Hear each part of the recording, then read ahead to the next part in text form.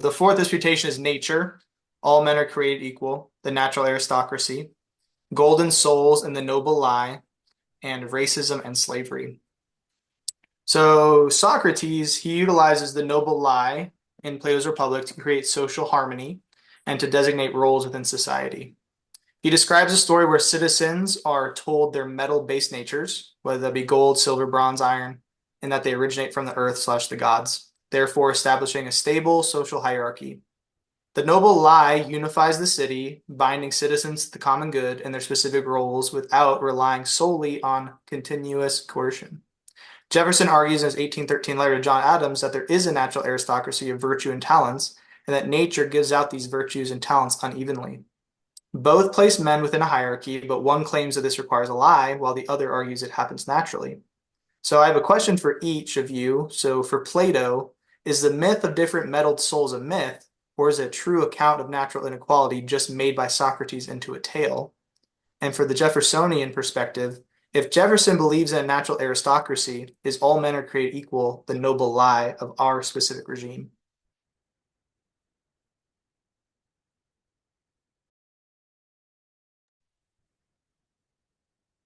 I think, Rob, it's your turn to go first, isn't it?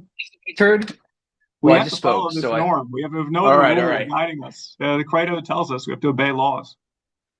Well, my answer is pretty simple, and I in a way almost provided it. So sorry about that, Gary. I don't know if it was a great segue or if I stepped on this question, but All good. you know, all men are created equal in terms of their natural rights, and I think Jefferson also believed that people do have, in some ways, maybe not always, not only inalienable rights but also unlimited potential. It's incredible what people can achieve if they are given a decent opportunity to do so. I mean, one of the things that Jefferson pushed after the Declaration of Independence was passed was, like John Adams, Jefferson went back to his home state. He went back to Virginia and he tried to reform the laws. And one of the laws that he proposed in 1779 was his bill for the general diffusion of knowledge, which would have essentially created a system of education within Virginia. I mean, Jefferson thought that education was in some ways the great equalizer, or at least the great opportunity provider. Um, Back in his time, sons of the aristocracy were able to receive formal tutoring or formal education, eventually go to the College of William and Mary or go to the College of New Jersey, as James Madison did. But what Jefferson hoped was that there would be publicly funded education for all free boys and girls for 3 years, and they would be taught reading, writing, arithmetic, history, and that this would equip them not only to flourish as individuals, but also to flourish as citizens. That they would be able to be engaged citizens who could watch their government, who could sort of jealously guard against the government encroaching upon their liberties, or gaining too much power.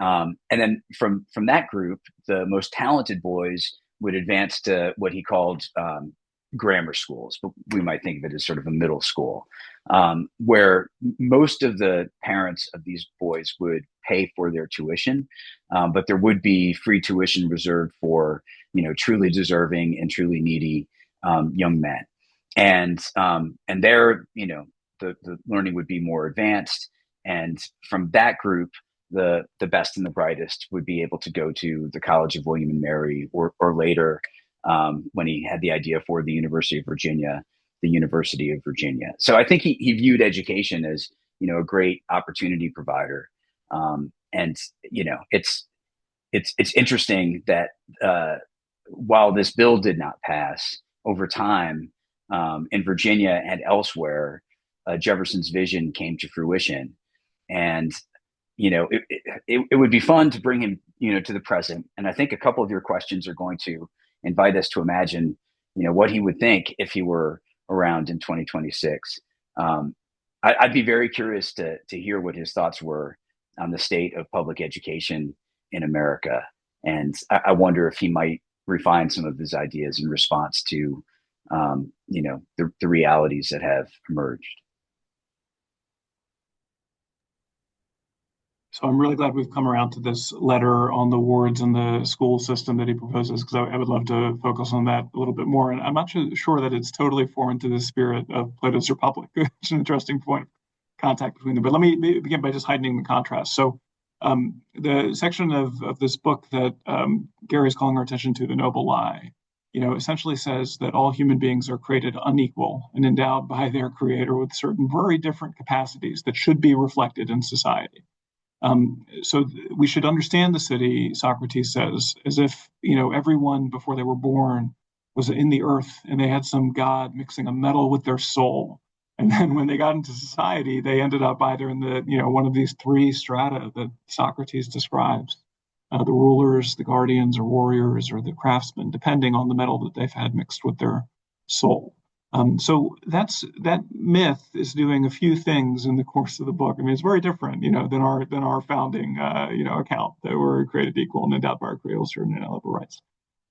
It's a justification of social hierarchy, not of equality. But it's a myth that Socrates presents as reflecting the truth of things, not as a lie meant to manipulate people necessarily, but as meant to reflect the truth of things in a way that can be socially useful. He suggests to us that all societies require certain kinds of myths or, truths expressed in poetic or mythical form. And that's an interesting thing to meditate on. I think there's a lot of truth to that, in fact. But in any event, it's supposed to reflect this truth about human beings that we come in these three different, kinds, according to Socrates. But also to reflect the fact, as you said, Gary, that we all come from the same place and therefore have a kind of fraternity with one another. We all come from the same soil in his account. And importantly, the myth is supposed to justify social mobility. And this, I think, is maybe the most, the part of it that tracks most closely with Jefferson's proposal in the schools. Because Socrates' idea is that there's a natural tendency for parents to want their social status to be passed on to their kids. It's a very, very strong thing. Those of you who don't have kids yet maybe haven't experienced it fully, but you definitely will, right? You really, really want your kids to have every privilege in life. And so his idea is that you're going to have some really talented people born to the lower classes in the society. And in order for the society to be just, they have to be rulers because they're talented. Similarly, you're going to have some people born to rulers in the society who are not, naturally suited to be rulers, and they should be, demoted, so to speak. So the myth gives you a way of justifying that kind of social mobility to ensure that the city is rooted in nature and not in social privilege. And I think that's an important dimension of it. Now, the society that Socrates ends up proposing is rigidly meritocratic. Not meritocratic in the sense of whoever passes the SAT and is good at math and verbal reasoning or whatever gets to be on top, but in the sense of whoever's most virtuous gets to be on top.